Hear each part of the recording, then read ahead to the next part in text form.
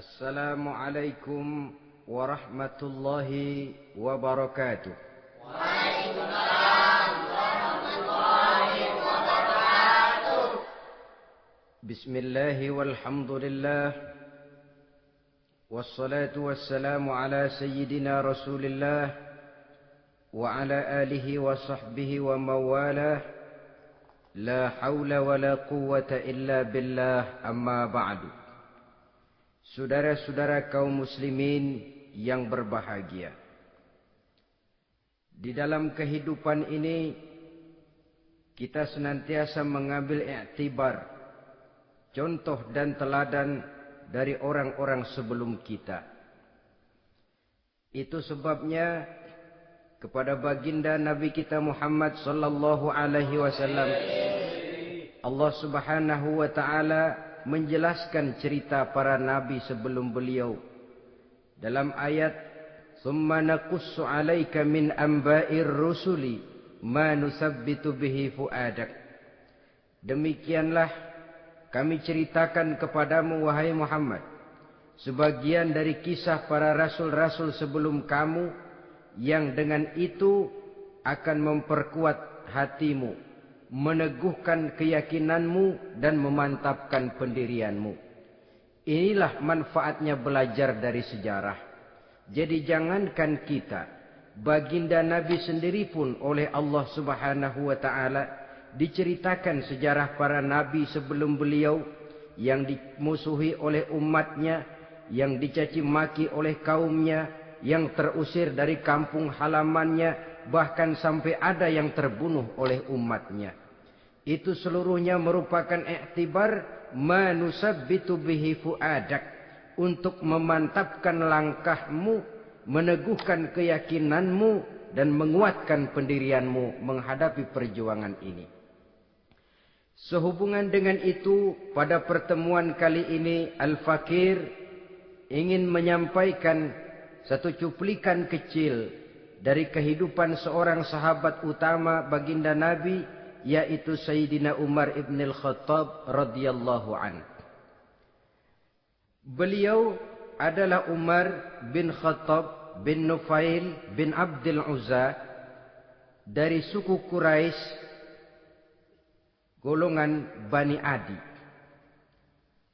Perawakannya tinggi, kekar dan gagah, melambangkan sifatnya yang pemberani, tegas, dan tidak pernah kenal takut kepada siapapun.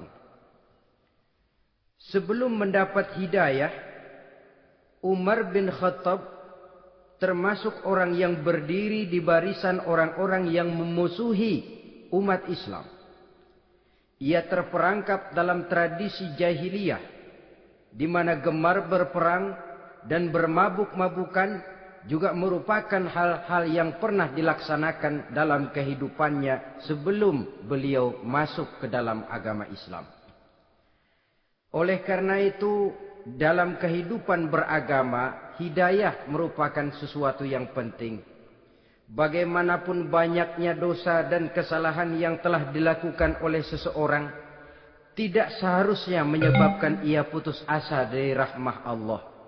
Sebaliknya, bagaimanapun banyak kebajikan dan kebaikan yang sudah dikerjakannya, tidak perlu membuat dia besar hati, puas, bangga, apalagi menjadi lalai karenanya. Sebab kita belum tahu akan bagaimana ujung perjalanan dari kehidupan kita ini. Saudara-saudara, kisahnya pun masuk Islam merupakan peristiwa yang menarik.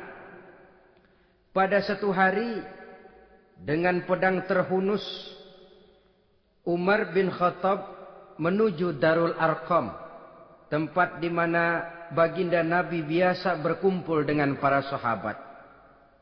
Melihat mukanya yang beringas, matanya yang nanar, orang sudah menyangka dan mengerti ini tentu akan terjadi pembunuhan. Dalam perjalanan menuju Darul Arqam, Umar bertemu dengan Nuaim bin Abdullah.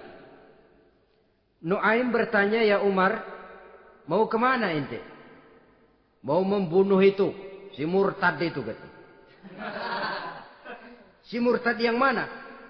Yang mana lagi? Itu yang memecah belah kita, yang menghina berhala-berhala kita, yang menjelek-jelekkan nenek moyang dan keturunan kita. Siapa lagi kalau bukan Muhammad? Kata Nuaim Umar, enggak salah. Tidak salah lagi. Salah Umar. Salah kenapa? Apa kamu enggak malu? Kamu mau pergi membunuh Muhammad. Sementara adikmu sendiri Fatimah, dia sudah termasuk salah seorang pengikut Muhammad. Mendengar ini, muka yang memang tadinya sudah marah dan merah, tambah jadi kelabu. Bukan main mangkelnya Umar bin Khattab. Orang lain dia musuhi, orang lain dia kejar-kejar. Ini malah adiknya sendiri menjadi pengikut dari baginda Nabi. Tidak jadi menuju Darul Arqam, dia berangkat ke rumah adiknya Fatimah. Adapun di rumah Fatimah sedang berkumpul Fatimah, suaminya Sa'id bin Zaid, dan seorang sahabat Habbab ibnul Arad. Mereka sedang membaca Quran. Waktu itu Quran belum lagi dijilid macam sekarang. Jadi masih merupakan suhuf atau lembaran-lembaran tercecer saja. Ketuk pintu. Ya tentu tidak assalamualaikum karena dia belum Islam. Tok, tok, tok. Siapa di luar? Umar. Mendengar suaranya saja, ini sahabat yang namanya Habbab ibnul Arad sudah lari ke belakang pintu. Sambil komat kamit baca doa mohon diselamatkan oleh Allah. Adapun Fatimah yang sedang memegang suhuf, lembaran tulisan Quran itu, menyembunyikan suhuf itu di belakang bajunya. Umar masuk. Fatimah, saya bang. Apa benar berita yang saya dengar? Berita apa itu bang? Bahwa kau sudah masuk Islam. Bang, andai kata Muhammad memang benar, bagaimana? Sudahlah jangan belit-belit. Jawab saja kau masuk Islam benar atau tidak? Ya. Saudara hadirin, begitu dikatakan iya, tangannya langsung melayang. Menampar muka adiknya ini. Sehingga mengalir darah dari hidungnya. Suaminya Sa'id bin Zaid yang mencoba melindungi istrinya, dipegang lehernya, dibanting, diduduki dadanya. Oh ini jawara ini.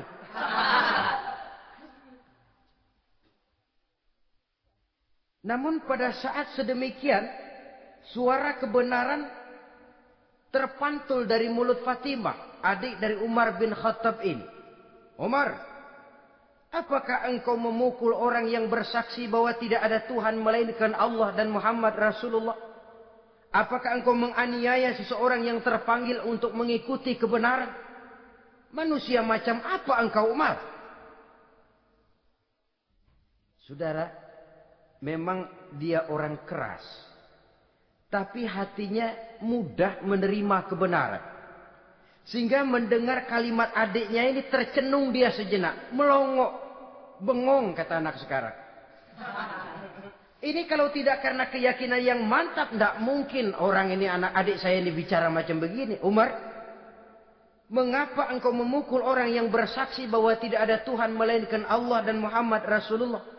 Mengapa engkau pukul orang yang mengikuti kebenaran menerima hidayah dari Allah?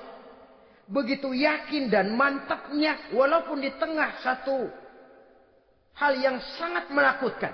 Siapa yang tidak takut orang Quraisy berhadapan dengan Umar bin Khattab yang dikenal sebagai singa padang pasir pada waktu itu. Malahan dia termasuk salah seorang jagoan di tradisi masyarakat jahiliyah itu. Ada satu pasar yang namanya pasar Ukaz. Tiap tahun di pasar itu diadakan pesta. Pertama pertandingan syair. Jadi penyair waktu itu jadi kebanggaan. Syair-syair yang menang itu digantung di dinding Ka'bah. Jadi setiap suku akan bangga kalau mempunyai ahli syair yang hebat. Nah, lalu diadakan juga lah perlombaan balap kuda, memanah, termasuk gulat. Lah Umar ini tiap kali pertarungan mesti menang. Belum pernah ada yang berhasil mengalahkan dia. Jawara. Saudara-saudara, mendengar adiknya begitu mantap hatinya. Apalagi ketika adiknya berkata begitu, suhuf, lembaran yang disembunyikan di belakang bajunya tersembul. Apa yang kau sembunyikan di balik bajumu itu? Suhuf. Apa suhuf itu? Lembaran Al-Quran. Coba saya lihat. Enggak boleh. Kenapa? Kamu kotor. Orang kotor tidak boleh megang Quran. Saya mau lihat. Enggak boleh. Kalau kamu mau lihat, mandi dulu. Diturutinya permintaan adiknya itu. Lalu diambilnya suhuf tadi. Dia baca. Kebetulan ayat yang dibacanya, ayat pertama dari surah Toha, yang berlanjut dengan ayat 14 pada surah yang sama. Dia baca. Bismillahirrahmanirrahim. Toha. Ma anzalna ilaikal Qur'ana litashqa illa tazkiratan liman yakhsha. Taha, tidaklah aku turunkan Al-Quran ini untuk bikin sukar manusia, melainkan merupakan pengingat bagi orang-orang yang takut kepada Allah. Lalu pada ayat ke-14, Innani anallahu la ilaha illa ana fa'budni. Sesungguhnya akulah Allah. Tidak ada Tuhan melainkan aku. Maka hendaknya hanya kepadakulah kamu menyembah. Wa aqimis salata li dzikri. Dirikanlah salat untuk mengingat aku. Inna sa'ata atiyatun akadu ukhfiha litujza kullu nafsim ma tas'a. Sesungguhnya kiamat itu pasti akan datang. Yang sengaja waktunya kami tidak beritahukan kepada kamu semua. Untuk kami balas segala setiap orang tentang apa saja yang telah mereka lakukan dalam kehidupan di dunia ini. Setelah membaca ayat ini, gemetar tangannya. Ah, ini sih nggak main-main ini. Ini belum pernah saya baca ajaran semacam ini. Tidak patut orang yang mempunyai kitab suci semacam ini dimusuhi. Ini sesuatu yang benar, tergetar jiwanya. Hei, Fatimah, Muhammad di mana Muhammad? Saya tidak akan memberitahu kepada kamu. Di mana? Saya tidak akan memberitahu. Lebih baik kau bunuh saya kalau memang maksudmu mau mencelakakan Muhammad. Sama sekali saya tidak akan mencelakakan dia, Fatimah. Kasih tahu saja, di mana dia? Darul Arqam. Bergegas dia menuju Darul Arqam. Di dalam Nabi memang sedang kumpul dengan para sahabat. Termasuk ada Sayyidina Hamzah. Yang juga terkenal jawara juga. Ketuk pintu. Ketuk pintu. Siapa di luar? Umar. Di dalam ini geger sebagian sahabat. Umar datang ini pasti bencana. Umar datang. Wah, kalau istilah kampung, kerok dan urusannya.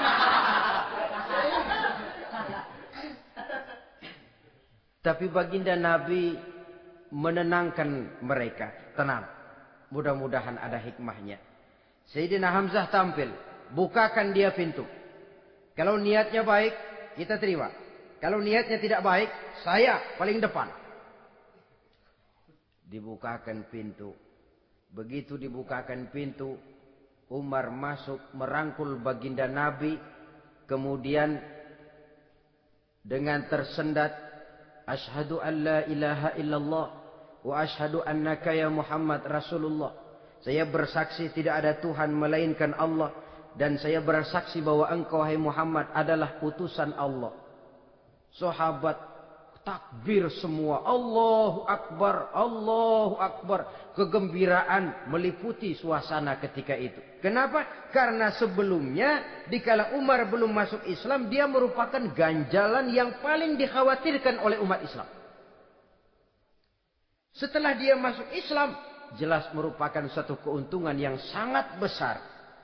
Dan dia tertarik kepada Islam bukan karena bujuk rayu orang.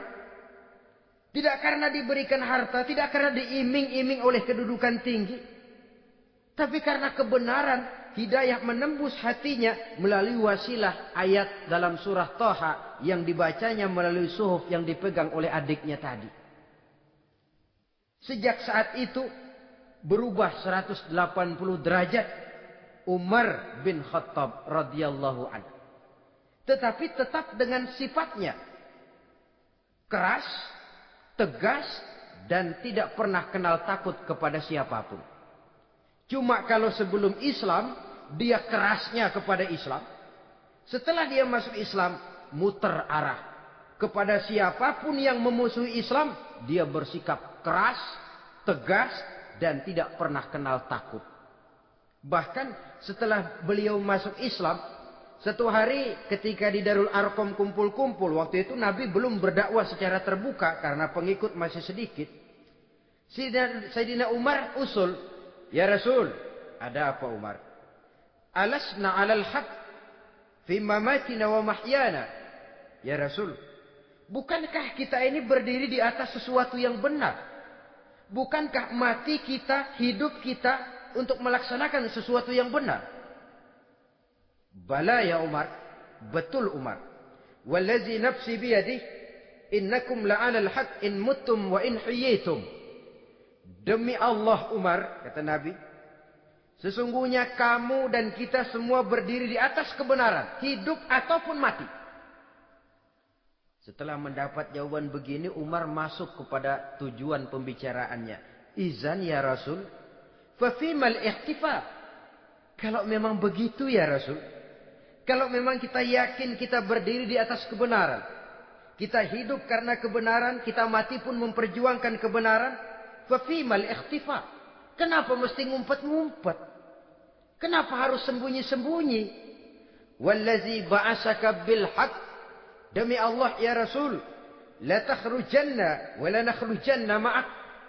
Tuhan harus keluar menyampaikan Islam ini secara terbuka, dan kami akan mendampingi Tuhan dengan segenap jiwa dan raga. Sekali masuk Islam gak tanggung-tanggung. Yang kayak begini ini yang kita perlukan sekarang ini. Begitu masuk Islam gak tanggung seluruhnya, jiwa dan raganya masuk Islam. Beliau yang pertama kali mengajukan ide, kenapa harus dakwah sembunyi ya Rasul? Wong kita berdiri di atas kebenaran, memperjuangkan sesuatu yang hak. Kalau kita mati, kita pun mati membela kebenaran. Kenapa mesti fafimal ikhtifa? Kenapa harus sembunyi-sembunyi? Mulai sekarang mari keluar ya Rasul, saya akan dampingi Tuhan, nyawa taruhannya. Saudara hadirin yang saya hormati, selalu dia tempat-tempat yang pernah dia melaksanakan maksiat sebelum dia Islam, selalu dia kunjungi sampai dia berkata, tidak ada tempat yang pernah saya melakukan kesalahan sebelum saya Islam yang harus saya tutupi dengan kebajikan setelah saya Islam sekarang ini. Bahkan ada satu riwayat menjelaskan beliau itu yang tinggi badannya, kekar perawakannya, gemetar orang ngadepin dia. Tapi beliau sendiri sangat mudah gemetar kalau sudah mendengar ayat-ayat Allah. Sehingga ada satu riwayat menjelaskan Sayyidina Umar itu setelah masuk Islam, kalau sholat kadang-kadang bila menoleh ke kanan beliau senyum, bila menoleh ke kiri beliau menangis berurai air mata. Ada orang bertanya, ya Umar, kenapa menengok ke kanan kau senyum, ke kiri kau menangis? Itulah kalau saya ingat jahilnya saya sebelum Islam. Adapun bila saya menoleh ke arah sebelah kanan saya tersenyum, teringat betapa dulu saya membuat berhala dari korma. Saya tumpuk-tumpuk, saya susun begitu.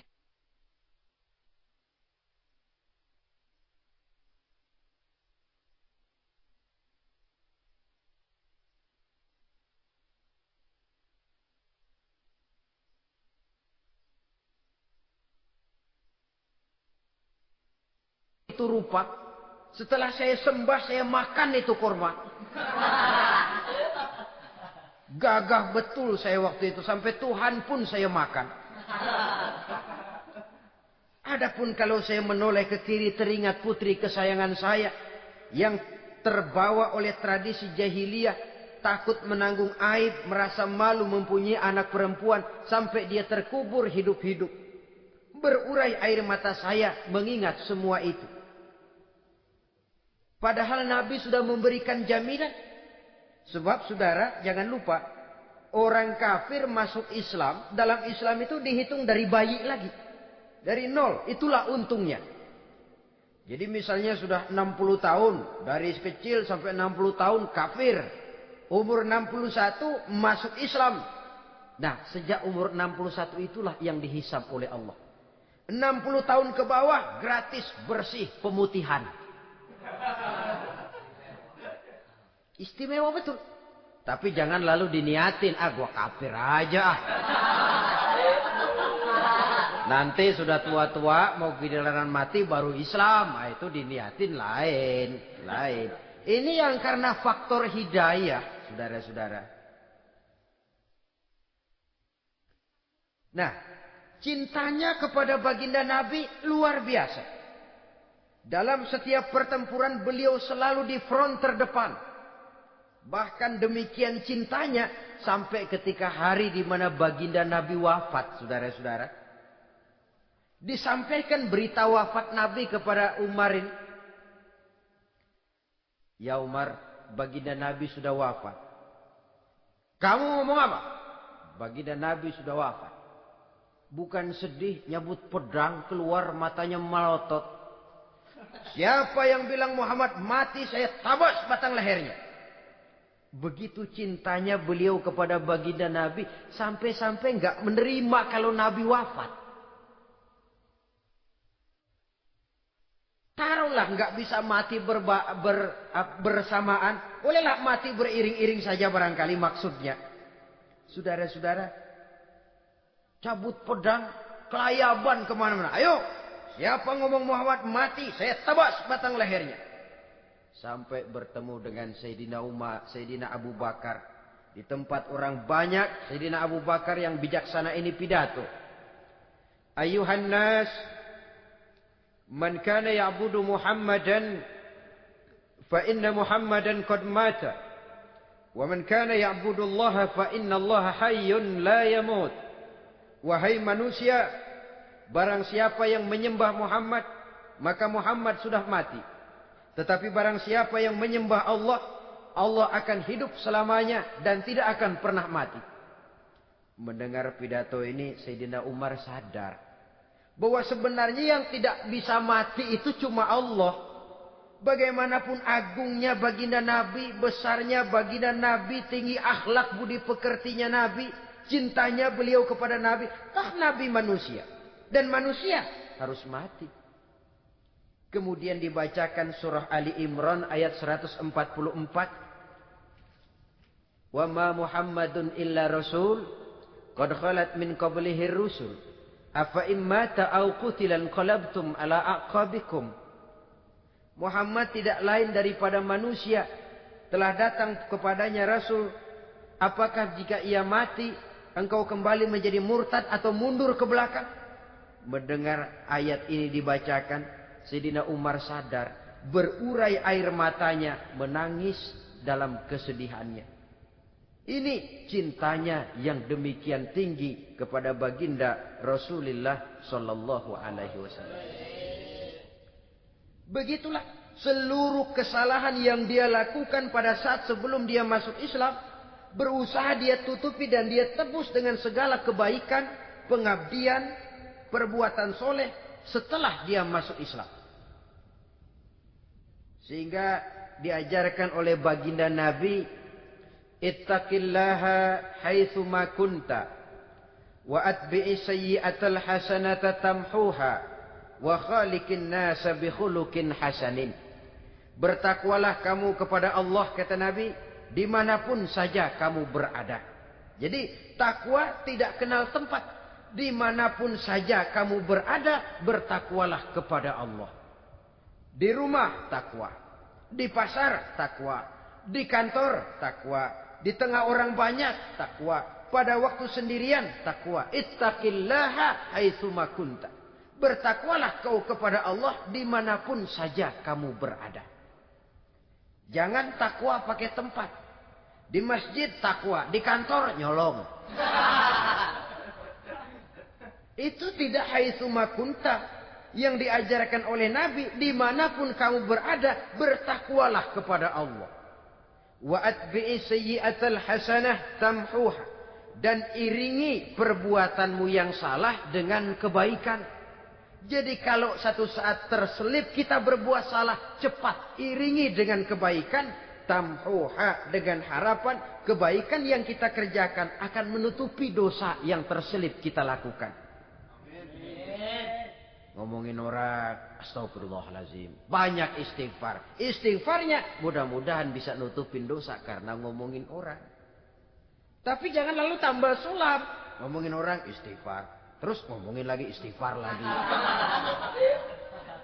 Itu tentu tidak bisa dengan cara begitu. Barangkali terselip pernah mengambil harta orang tanpa alasan yang hak. Imbangi dengan rajin sedekah misalnya. Barangkali pernah menyakiti hati orang. Imbangi dengan perbuatan yang bisa menyenangkan hati orang lain. Itu namanya mengiringi perbuatan yang bersifat salah dengan kebajikan. Ini yang dilakukan oleh Sayyidina Umar. Setiap pelosok hampir dia datangi. Tempat-tempat di mana dia pernah melakukan kesalahan sebelum Islam. Di sana dia tegakkan kebajikan dan kebaikan. Kegagahannya, keperkasaannya, keberaniannya sepenuhnya bulat-bulat sudah diwakafkan untuk kepentingan Islam. Saudara hadirin yang saya hormati, diperlukan orang-orang yang punya keberanian macam Sayyidina Umar. Berani karena panggilan hidayah, bukan berani babi. Babi berani juga babi, cuman nyeruduk. Artinya berani yang tanpa pertimbangan. Berani yang tanpa pertimbangan pada akhirnya akan menyulitkan kita sendiri. Beliau gagah, beliau berani, beliau punya kekuatan, beliau punya wewenang. Dan itu dimanfaatkannya untuk menjadi backing baginda Nabi kita Muhammad sallallahu alaihi wasallam. La takhrujanna wa la nakhrujanna ma'ak ya Rasul. Ya Rasul, keluar, sampaikan dakwah secara terbuka. Saya akan mendampingi Tuhan. Jika ada yang ganggu Tuhan, saya paling depan. Backing yang mendampingi Rasul untuk menyampaikan risalah Islamiyah ini. Saudara hadirin yang saya hormati, wa khaliqin nasa bi khuluqin hasanin, kata Nabi. Dan pergaulilah manusia dengan akhlak yang baik. Karena dengan ini kau bisa mengambil hati orang. Dalam hadis lain katakan, innakum la tas'una an-nasa bi amwalikum walakin yas'uhum minkum bastul wajhi wa husnul khuluq. Kamu tidak akan bisa menyenangkan orang banyak dengan hartamu, tapi kamu bisa ambil hati mereka dengan budi pekerti yang luhur dan muka yang manis. Dengan harta belum tentu kita bisa menyenangkan semua orang. Tapi budi pekerti yang luhur, muka yang manis, itu yang akan bisa membuat kau menyenangkan orang banyak.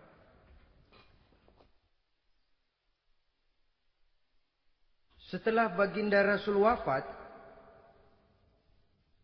pernah ketika berkumpul, Sayyidina Abu Bakar berkata kepada Sayyidina Umar, "Ya Umar, saya baiat kamu untuk menjadi khalifah." Jawab beliau, "Sayalah yang akan membaiat Tuan. Tapi Anda lebih utama dari saya Umar. Keutamaan saya akan saya berikan kepada Tuan untuk mendukung kekhalifahan Tuan." Di sini kelihatan wataknya yang tidak ambisius. Gagah, berani, perkasa, tapi tahu diri. Enggak nyelonong. Tidak menggunakan kekuasaannya, kegagahannya untuk maksud yang sewenang-wenang. Oleh karena itu setelah Sayyidina Abu Bakar wafat, beliau dilantik menjadi khalifah, keluarlah pidatonya yang terkenal. Ayuhan nas, inni qad wullitu alaikum walastu bi khairikum. Hai manusia, aku telah dipilih menjadi pemimpin kamu. Padahal aku bukanlah orang yang terbaik di antara kamu. Kalau tidaklah karena aku melihat keutamaan, keteguhan yang dapat melindungi kalian, berat rasanya aku memikul amanah ini. Sebab apa? Alangkah beratnya menunggu datangnya perhitungan di akhirat nanti terhadap Umar. Ini yang jadi motifnya memegang jabatan khalifah. Sungguh berat bagi Umar menunggu datangnya saat perhitungan. Sehingga seolah-olah kalau bisalah jadi Umar bin Khattab saja. Jangan jadi khalifah kalau bisa. Tapi moya umat sudah kadang memilih. Sehingga benar kalau dalam satu hadis Nabi pernah mengajarkan jangan memberikan satu jabatan kepada orang yang memintanya. Sebab orang kalau sudah minta jabatan, apalagi pakai jilat-jilat, pakai upeti-upeti, tentu ada tendensinya. Ada batu di balik udang. Kalau udang di balik batu kan mungkin nggak kelihatan. Tapi kalau batu di balik udang kelihatan betul itu. Ada maunya, ambisinya. Jangan memberikan satu jabatan kepada orang yang memintanya. Seakan di batinnya Sayyidina Umar menyesali. Kenapa Umar nggak jadi Umar saja, kok mau jadi khalifah gitu. Alangkah berat perhitungan buat saya di akhirat nanti. Nah, setelah jadi khalifah, sebagai satu i'tibar, saya akan mencoba mengemukakan beberapa sifatnya yang menonjol untuk pelajaran buat kita semua.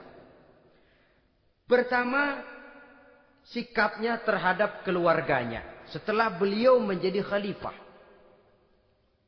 Kedudukan sebagai keluarga Umar bin Khattab bukan merupakan kedudukan istimewa. Itu ditanamkan betul kepada keluarganya. Jangan karena bapakmu khalifah, lalu mentang-mentang anak khalifah kau merasa dapat fasilitas, merasa bisa berbuat semau-maumu, kau harus punya tanggung jawab dan beban moral, memberikan contoh yang lebih baik kepada rakyat. Ini yang ditekankan kepada keluarganya. Kalau beliau mau mengeluarkan undang-undang, undang-undang itu lebih dahulu dibicarakan di tengah keluarganya, kumpul anak-anaknya, ini akan ada undang-undang begini. Siapa di antara kalian mau mentaati, persilakan, yang tidak pun persilakan. Tapi saya ingatkan, kalau ada dari keluarga Umar yang melanggar peraturan yang saya keluarkan ini, saya akan menghukumnya 2 kali lipat karena dia keluarga saya. Menghukumnya 2 kali lipat karena dia keluarga saya. Jadi bukan mentang-mentang anak babe, lalu kebal hukum.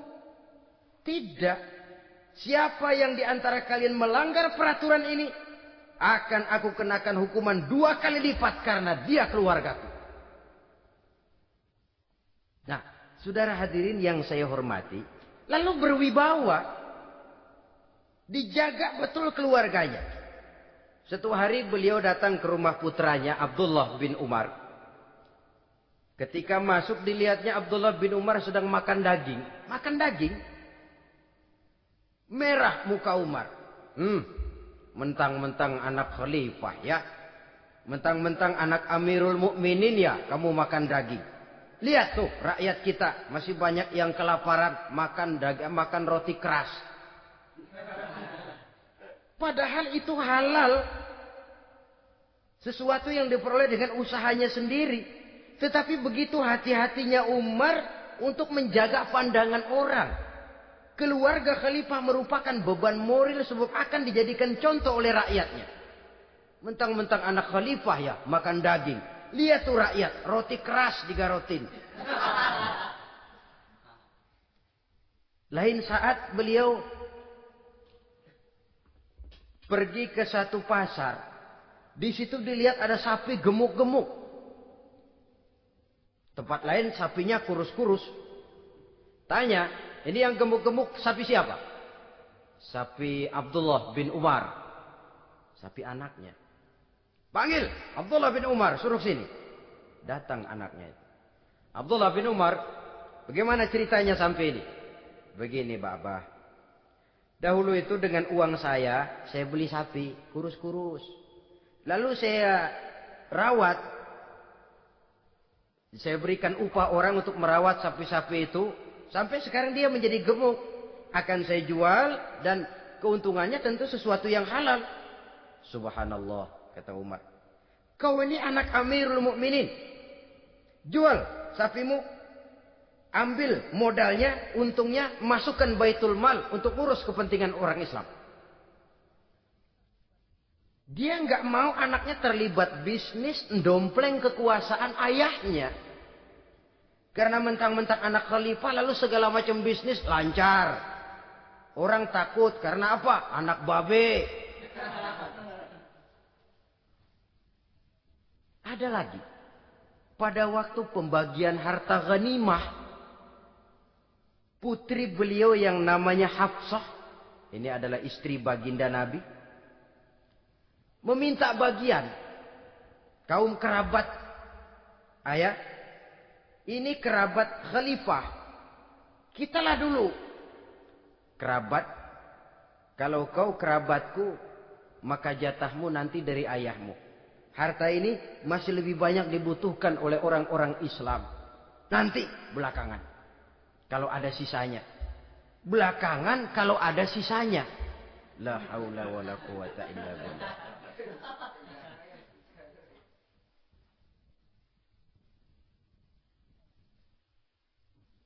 Saudara hadirin, itu terhadap keluarganya.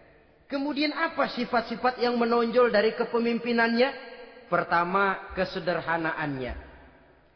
Beliaulah satu-satunya khalifah, Amirul Mukminin, setingkat presiden kalau sekarang, yang punya jubah cuma 2 dan 1 pun punya anaknya.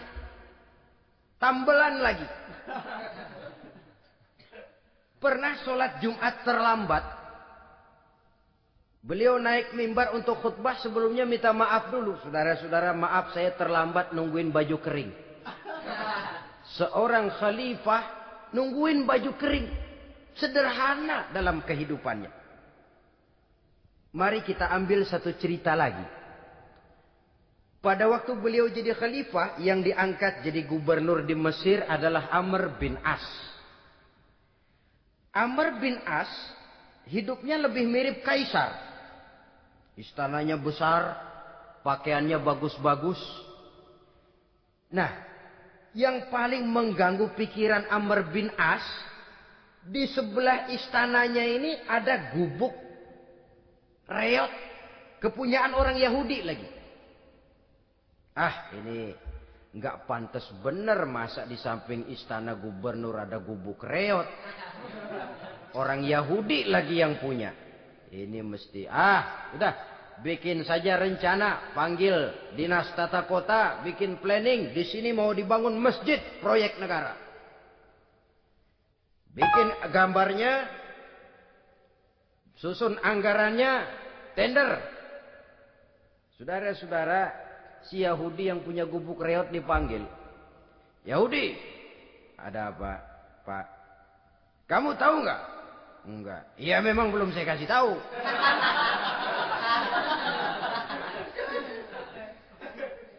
Ada apa, Pak? Itu kamu punya gubuk. Tahu? Kena proyek. Proyek apa, Pak? Kami mau bangun masjid besar di situ. Dan tidak sesuai ada gubuk reot di samping tempat gubernur. Jadi maksud Bapak, gubukmu, tanah-tanahnya mau saya bebaskan. Saya beli. Enggak mau, Pak. Saya enggak mau jual. Saya bayar 2 kali lipat. Enggak mau. 3 kali lipat. 6 kali lipat juga enggak mau, Pak. Saya dari muda peres keringat banting tulang cuma segitu-gitunya, Pak, tempat saya tinggal. Gubuk reot sama tanahnya sedikit. Makmur saya, Pak, cuma rumah sama sumur.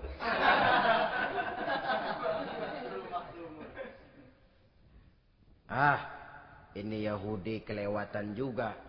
Akhirnya turun perintah. Sudah, kalau dia nggak mau dibebaskan, gusur saja. Tarik, ambil bulldozer.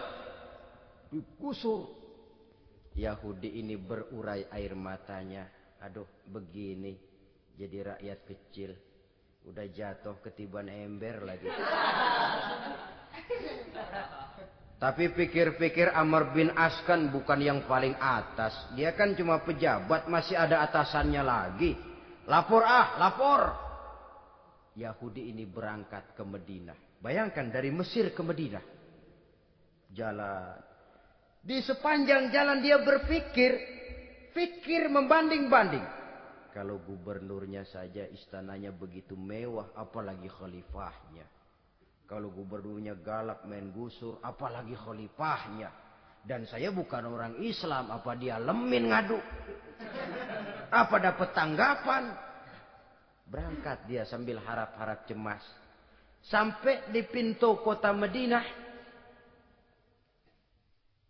dia temui orang lagi tidur di bawah pohon korma. Selamat siang, Pak. Ada apa? Pak. Apa? Mau lapor. Lapor apa? Bapak tahu Khalifah Umar bin Khattab? Tahu? Istananya di mana, Pak? Istananya di atas lumpur. Di atas lumpur. Di atas lumpur. Pengawalnya banyak, Pak. Banyak. Siapa, Pak? Yatim piatu, janda-janda tua, orang-orang miskin, orang-orang lemah, itu pengawalnya. Pakaian kebesarannya apa sutra apa, Pak? Pakaian kebesarannya malu dan takwa. Saya nggak ngerti, Pak. Itulah Umar bin Khattab. Lalu orangnya sekarang di mana, Pak? Di depan ente. Rupanya yang dia tanya itulah orangnya. Gemeter Yahudi ini. Keringat bercucuran. Coba, istananya di atas lumpur. Sebab beliau berprinsip, bagaimana saya bisa menghayati nasib rakyat kalau saya tidak merasakan apa yang mereka rasakan. Bagaimana saya nggak bisa tahu sakitnya lapar kalau saya belum pernah kelaparan. Itu prinsipnya. Istananya di atas lumpur. Para pengawalnya yatim piatu, janda-janda tua, orang-orang miskin, orang-orang lemah dan tidak mampu. Dan pakaian kebesarannya malu dan takwa. Kamu dari mana? Dari Mesir, Pak. Ada apa? Mau laporan gubernur Bapak di Mesir yang namanya Amr bin As. Kenapa? Main gusur aja, Pak. Ceritanya? Iya, dia mau bangun masjid. Kebetulan di areal itu saya punya tanah sama gubuk segitu-gitunya. Saya nggak mau dibeli, digusur, Pak. Saya mau mencari keadilan. Begini. Kamu lihat tempat sampah itu? Lihat. Di situ banyak tulang. Coba kamu ambil kemari satu. Tulang unta, bawa sini. Bingung Yahudi. Pak, saya kemari mau cari keadilan. Kalau tulang mah di Mesir juga banyak, Pak. Sudahlah, pokoknya kau ambil saja tulang itu. Dicoker-coker, dapat, dikasih. Tulang itu digaris lurus oleh Sidina Umar dengan ujung pedang. Red. Nah, nih, kau bawa kepada Amr bin As. Makin bingung itu Yahudi. Suruh bawa tulang cuman digaris.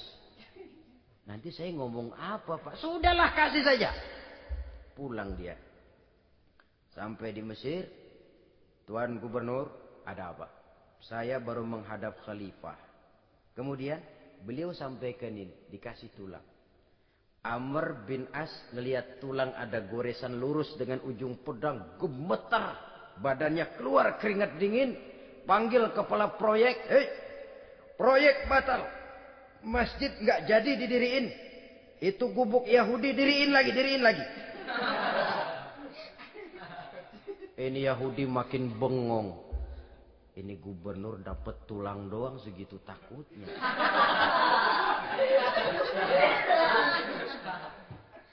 Ada apa sebenarnya Tuan Gubernur? Kamu tahu? Ini nasihat pahit buat saya dari Amirul Mukminin Umar bin Khattab. Seolah-olah beliau bilang, hai Amr bin As, jangan mentang-mentang sedang berkuasa ya.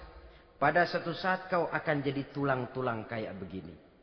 Maka mumpung kamu masih hidup dan berkuasa, berlaku lurus dan adillah kamu seperti lurusnya garis di atas tulang ini. Red.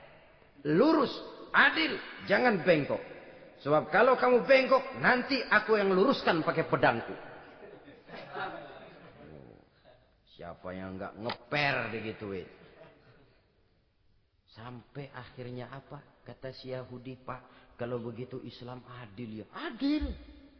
Kalau gitu biarin dah Pak, tanah saya. Mau kamu jual? Bukan saya jual Pak, saya kasih aja dah. Campur gubuk-gubuknya, ambil aja dah.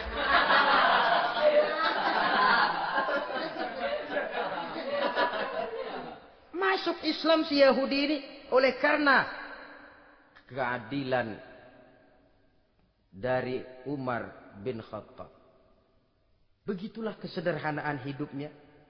Sampai saudara, yang ironi betul, pernah Utsman bin Affan, Ali bin Abi Thalib, Thalhah dan Zubair kumpul mendengar berita bahwa Sayyidina Umar ini punya hutang. Bayangkan, seorang khalifah untuk melangsungkan hidupnya sampai punya hutang. Padahal Baitul Mal di bawah kekuasaannya. Berunding Utsman, Ali, Thalhah, Zubair. Kalau kita langsung ngomong sama Umar nggak enak dong, dia nggak bakalan terima. Lewat putrinya aja, Hafsah deh. Baik. Hafsah ngomong sama Umar, Abah, kenapa? Bagaimana kalau honor Abah ditambah, ditingkatkan supaya hutang bisa ketutup? Hafsah, saya Abah. Siapa yang nyuruh kamu ngomong begitu? Enggak ada. Ada. Saya tahu ada ini. Kalau enggak ada kamu enggak mungkin ngomong begitu. Tapi orangnya kalau saya tuntut mereka mungkin enggak mau. Sekarang saya mau tanya Hafsah. Kau kan istri Rasul. Betul. Nah, saya mau tanya. Suamimu makanannya apa? Daging? Bukan. Roti. Tempat tidurnya kasur empuk? Bukan. Kain kasar yang kalau musim panas kami bentangkan. Kalau musim dingin separuh buat tidur, separuh buat selimut.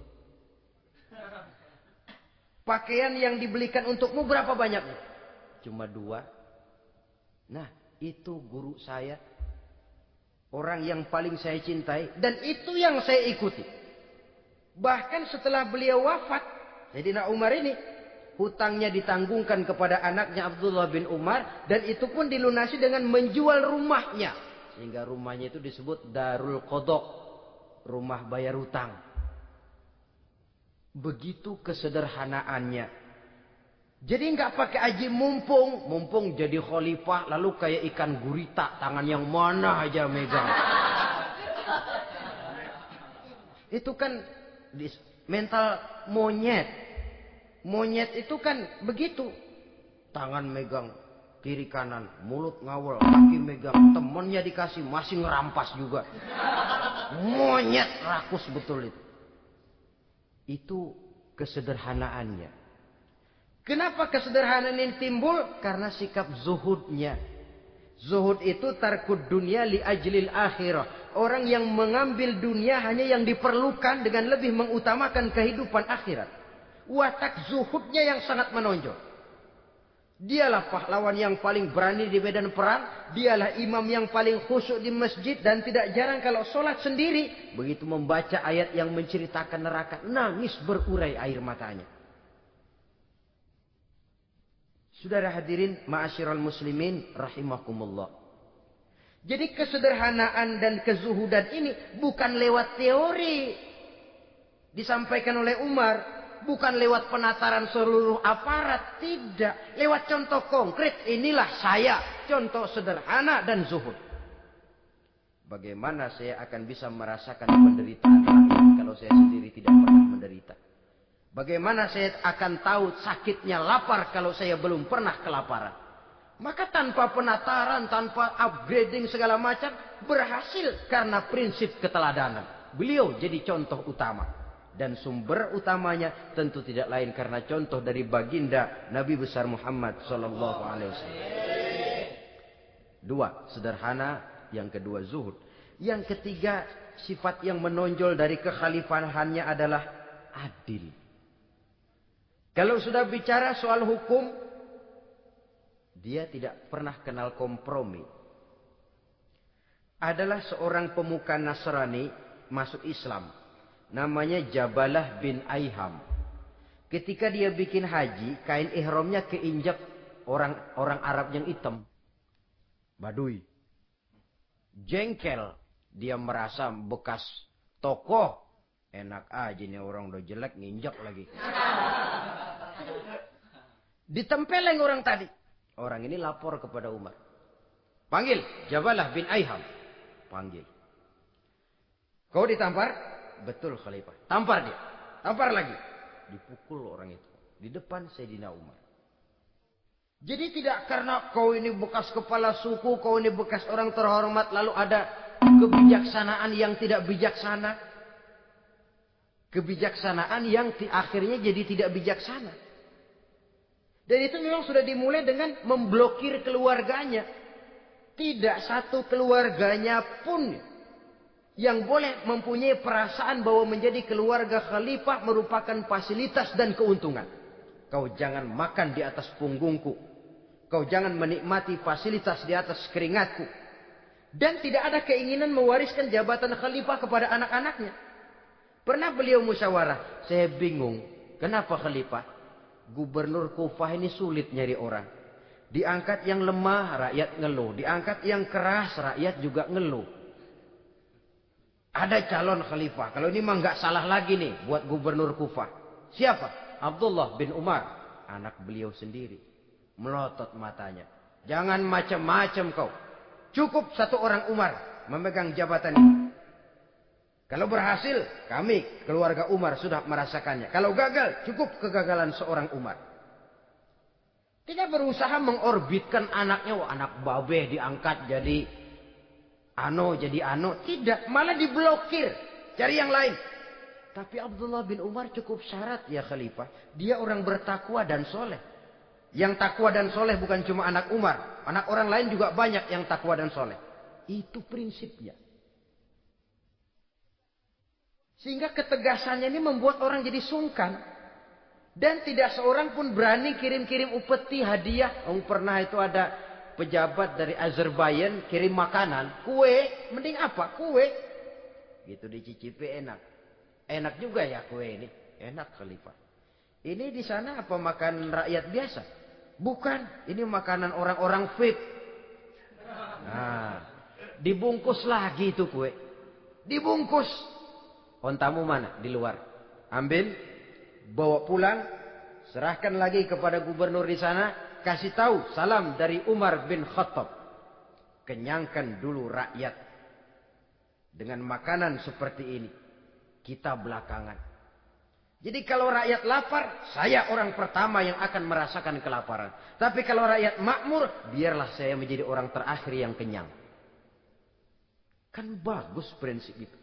Jikalau rakyat kelaparan, saya akan jadi orang pertama yang merasakan lapar. Tapi kalau rakyat makmur, biar saya jadi orang terakhir yang kenyang. Jangan dibalik. Pada saat rakyat kelaparan, dia kekenyangan. Dan selanjutnya, sikap keadilannya ini saudara-saudara menyebabkan hukum lalu jadi berwibawa. Pernah beliau jalan-jalan di lorong kota Madinah. Di tempat yang namanya Harah bersama Aslam. Ada ibu-ibu anaknya nangis. Lapar ma, lapar ma. Sabar dikit lagi matang katanya. Emang tuh ibu lagi ngerebus. Bunyi air ngegulak. Luguk, luguk, luguk. Umar lihati dari jauh. Belum juga matang. Belum juga matang. Ini anak dari nangis, lapar, sampai capek nangis, sampai tidur. Anak tidur, Umar samperin. Bu. Emang masak apa sih kok nggak bisa matang? Saya nggak masak apa-apa Tuhan. Itu pating kerubuk apa? Ketika dibuka ya cuma air saja. Subhanallah, ibu sudah ngebohongi anak ibu sendiri. Habis harus bagaimana Tuhan? Saya sudah nggak punya makanan untuk dimasak. Sementara perut nggak kenal kompromi. Jalan satu-satunya ya terpaksa anak saya bohongi. Saya bilang sebentar lagi matang sampai dia tidur sekarang ini. Memangnya Khalifah Umar gimana sih ngurusi rakyatnya? Subhanallah, dia orang zalim. Dia yang memegang urusan kami, tapi dia nggak tahu nasib saya. Anak kelaparan, keluarga terlantar. Oh, begitu. Iya.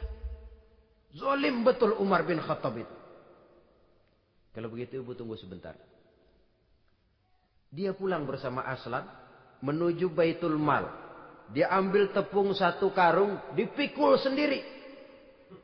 Dipikul sendiri, kata Aslam, ya Khalifah, biar saya yang bawa. Jangan. Kenapa Khalifah? Apa kau kira kau sanggup mikul dosa saya di akhirat nanti? Biar saya yang mikul sendiri. Dia bawa ke tempat tuh ibu-ibu. Dia masakin sendiri. Nah bu, sudah matang, persilakan masak. Makan. Alhamdulillah Tuan. Mudah-mudahan Allah memberkahi Tuan. Tuan lebih baik dari Umar bin Khattab yang zalim itu. Memang sebenarnya Tuan siapa, kata tuh ibu? Saya. Iya. Saya ya Umar bin Khattab yang ibu bilang zalim itu. Gemetar si ibu. Gemetar si ibu. Tapi memang peka dan menghargai kritik orang. Tidak membungkam setiap orang yang nadanya sumbang atau berbeda. Kadang beliau berkata, saya khawatir karena orang terlalu segan dengan saya, lalu nggak ada yang berani negor kalau saya salah. Kan begitu biasanya. Karena sudah terlalu segan, lalu semuanya orang mau diaminin saja. Asal dibilang nggak benar, marah, jengkel. Lalu disingkirin, maunya diiyain, inge kulunuwun. Oke bos. Beliau bilang, saya khawatir kalau tidak ada orang yang mau menegur kesalahan saya jika saya terlanjur nanti. Tahu-tahu muncul orang, demi Allah, saya akan menegur Tuan dengan pedang saya ini. Cerah mukanya, senyum bibirnya, alhamdulillah. Anak muda, saya memerlukan orang macam kau. Yang berani berkata ya terhadap yang benar dan tidak terhadap yang tidak benar, apa dan bagaimanapun resikonya. Di sini kelihatan sikap beliau menghadapi orang yang berbeda pendapat. Keadilan, keberanian dan ketegasan, cepat menerima kebenaran, merupakan serentetan dari sifat-sifat utama beliau sejak masuk Islam sampai menjadi khalifah yang kedua. Bahkan dengan jasa beliau, Islam kemudian tersebar, menembus dinding Jazirah Arabia, memasuki Bizantium dan Persia, sehingga beliau juga dikenal sebagai periode Al-Futuhat Al-Islamiyah. Nah, saudara-saudara, inilah cuplikan kecil dari kehidupan seorang agung dan besar yang memang sangat terbatas kata-kata untuk melukiskan kebesaran itu. Namun yang secuplik ini mudah-mudahan menjadi sumbangan moral dalam rangka kita memperbaiki diri menuju kehidupan yang lebih baik. Terima kasih banyak atas segala perhatian. Mohon maaf atas segala kekurangan. Usikum wa nafsi bitaqwallah. Wassalamualaikum warahmatullahi wabarakatuh.